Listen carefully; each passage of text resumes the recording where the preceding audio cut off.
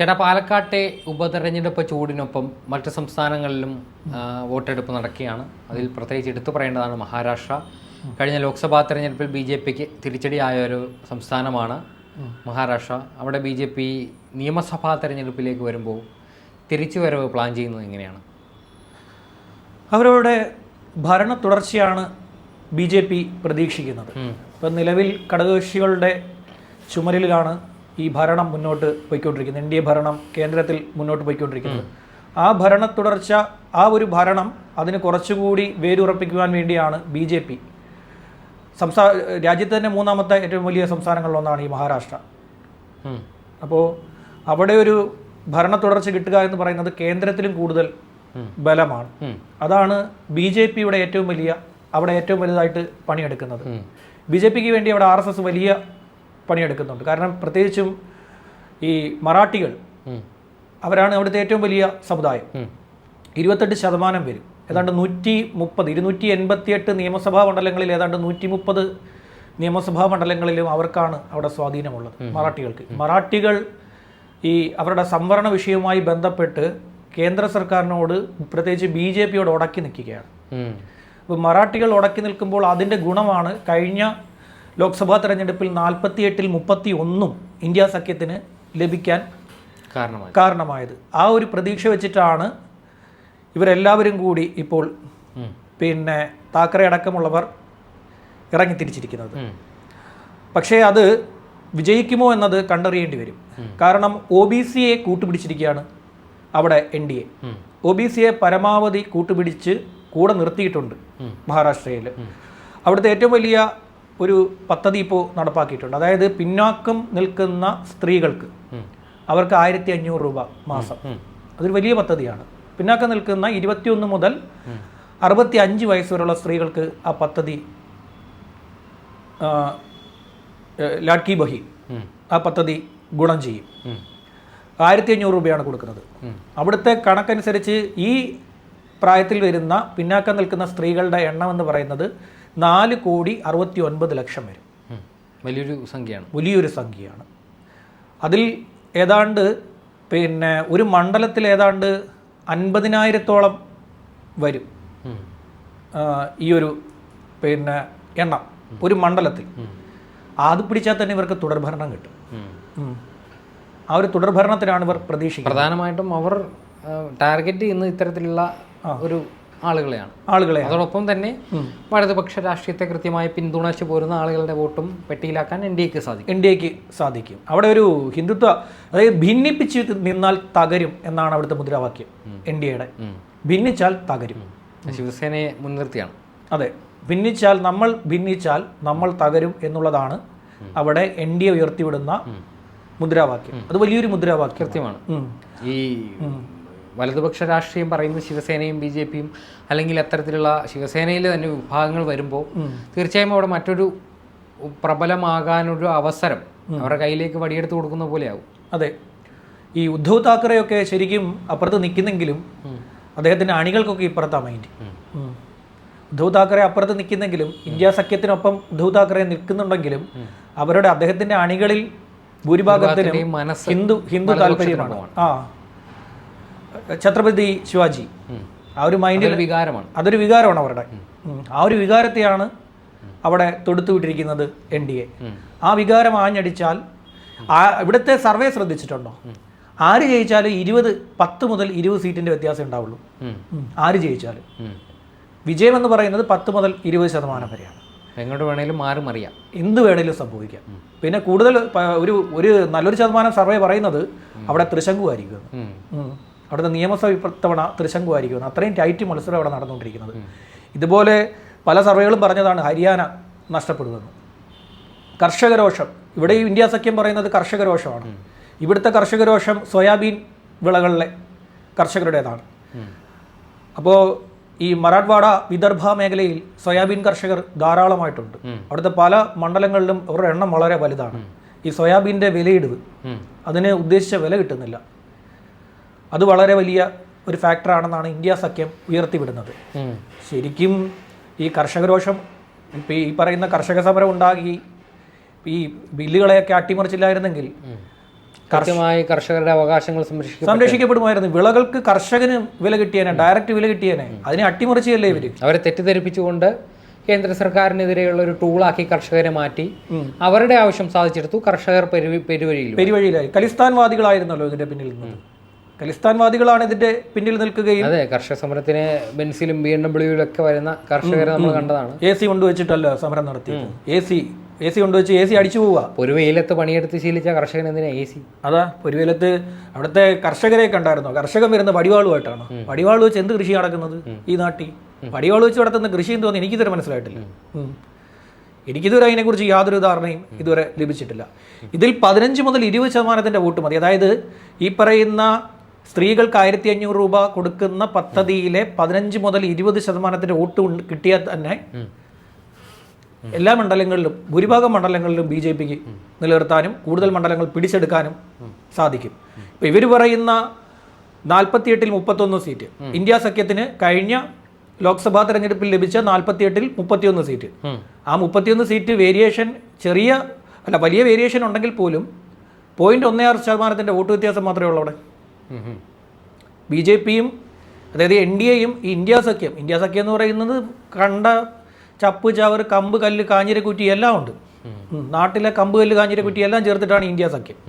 India സഖ്യത്തിന് മൊത്തത്തിൽ കിട്ടിയത് BJPയുടെ ഇതും തമ്മിലുള്ള വ്യത്യാസം വെറും പോയിന്റിന്റെ വ്യത്യാസമേ ഉള്ളൂ. അത്രയും വലിയ വ്യത്യാസം, അത്രയും ചെറിയ വ്യത്യാസം മാത്രമേ ഉള്ളൂ. അതിനെ മറിക്കാൻ BJPയെ കൊണ്ട് സാധിക്കും. മാത്രമല്ല RSS ഈ നാഗ്പൂർ അടക്കുന്ന മേഖലയിലൊക്കെ RSS പ്രബലമാണ്. RSS പ്രബലം മാത്രമല്ല, അവരവിടുന്ന് ഇറങ്ങി ഇങ്ങോട്ട് കളിക്കുകയും ചെയ്യും. വ്യാപകമായിട്ടുള്ള ഒരു കളി അവരിങ്ങോട്ടിറങ്ങി. നാഗ്പൂരിലൊന്നും ഇന്ത്യ സഖ്യത്തിന് സ്വപ്നം കാണാൻ പോലും പറ്റില്ല. അതുകൊണ്ട് ആ ഒരു പ്രതീക്ഷ, ഇവരുടെ ഇന്ത്യ സഖ്യത്തിന്റെ പ്രതീക്ഷ അസ്ഥാനത്താകും എന്നാണ്. പക്ഷേ ഇന്ത്യ സഖ്യത്തിന്റെ കെട്ടുറപ്പിന് മഹാരാഷ്ട്രയുടെ വിജയം അനിവാര്യമാണ് അവർക്ക്.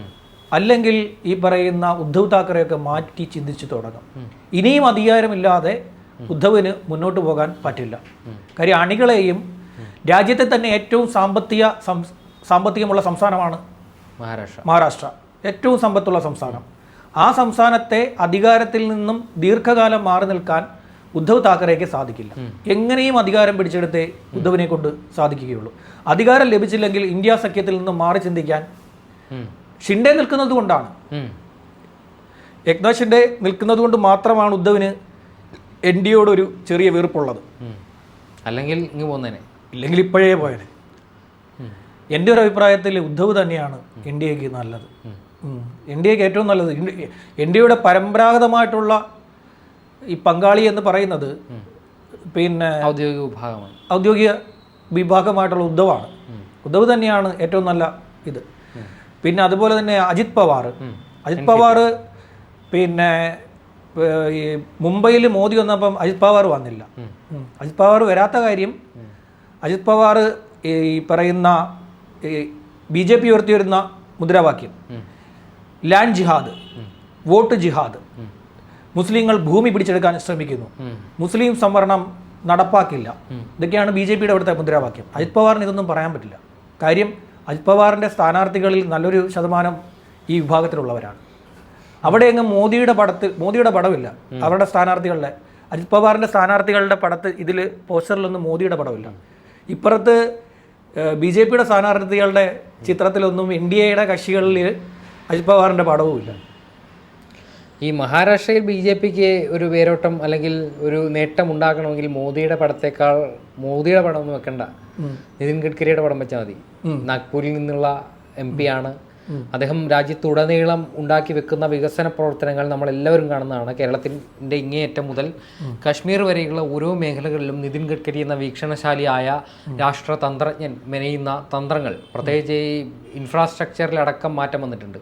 അപ്പോൾ ഇതൊക്കെ അവിടെ റിഫ്ലക്റ്റ് ചെയ്യും, തീർച്ചയായും റിഫ്ലക്റ്റ് ചെയ്യും. പക്ഷേ അവിടുത്തെ ഏറ്റവും വലിയ ഇതെന്ന് പറയുന്നത് പെൺകുട്ടികളെ സംരക്ഷിക്കുക എന്നതാണ് അവിടുത്തെ ഏറ്റവും വലിയ ഒരു ആവശ്യം. പെൺകുട്ടികൾക്ക് സംരക്ഷണമേക്കുക, അവർക്ക് വിദ്യാഭ്യാസം ഉറപ്പാക്കുക, അവർക്ക് ശൗചാലയം ഉറപ്പാക്കുക, അവരുടെ ജീവിതം സുരക്ഷിതമാക്കുക. അതാണ് അവിടുത്തെ ഏറ്റവും വലിയ BJP വെക്കുന്ന മുദ്രാവാക്യം. സ്ത്രീകളുടെ സംരക്ഷണം അത് വലിയൊരു ആവശ്യമാണ് മഹാരാഷ്ട്രയിലെ. വികസനത്തിനും അപ്പുറമാണ് മഹാരാഷ്ട്രയിലെ ഈ ഒരു ആവശ്യം. ഇത് വലിയൊരു ആവശ്യമാണ് മഹാരാഷ്ട്രയിലെ. ആ ആവശ്യത്തിന് BJP ഇന്നല്ല മോദി സർക്കാർ അധികാരത്തിൽ വന്ന 2014 മുതൽ മോദി അത് ചെയ്യുന്നുണ്ട്. അതുകൊണ്ട് മോദിക്ക് അവിടെ നല്ല വിലയുണ്ട്. മോദിക്ക് നല്ല വിലയുണ്ട്. ഈ കുട്ടികൾക്കിടയിൽ തന്നെ ഇന്ത്യൻ പ്രധാനമന്ത്രി എത്രത്തോളം സ്വീകാര്യനാണെന്ന് നോക്കുക. പണ്ട് APJ അബ്ദുൽ കലാം ഒക്കെ രാഷ്ട്രപതിയായിരുന്ന കാലത്ത് അദ്ദേഹം കുട്ടികളോട് പ്രകടിപ്പിച്ച ഒരു സമീപനവും മനോഭാവവും ഒക്കെ ഉണ്ട്. അതൊക്കെ ഇപ്പോഴും സാമൂഹിക മാധ്യമങ്ങൾ ആഘോഷിക്കുന്നതാണ്. അതിന് സമാനമായ രീതിയിൽ തന്നെയാണ് നരേന്ദ്രമോദി കുട്ടികളുമായിട്ട് ഇടപഴകുന്നത്. തീർച്ചയായും കുട്ടികളോടൊക്കെ വളരെ എന്താ പറയുക, ഒരു പ്രധാനമന്ത്രിയാണ് എന്ന് പോലും ചിന്തിക്കാതെയാണ് മോദി താൻ ഒരു പ്രധാനമന്ത്രിയാണ്, താൻ പ്രധാനമന്ത്രിയും ഈ രാജ്യത്തിന്റെ ഏറ്റവും നേതൃത്വത്തിൽ നിൽക്കുന്ന ആളാണെന്നുള്ള വലിപ്പം, സുപ്രീം പവറാണ്. ആ പവർ കാണിക്കാതെയാണ് ഒരു കുട്ടി ഒരു തെരഞ്ഞെടുപ്പ് റാലിയിൽ ഒരു കുട്ടി ഒരു ചിത്രം എടുത്ത് കാണിച്ചു. മോദി അവിടെ ഇരിക്കുകയാണ്. അപ്പോൾ മോദി എന്ത് വെച്ച് കഴിഞ്ഞാൽ പിന്നിൽ അവരുടെ ഇതുണ്ട്, സുരക്ഷാ ഉദ്യോഗസ്ഥൻ നിൽപ്പുണ്ട്. അദ്ദേഹത്തെ അടുത്ത് വിളിച്ചിട്ട് അതിന് മേടിച്ചോണ്ട് വരാൻ പറഞ്ഞു.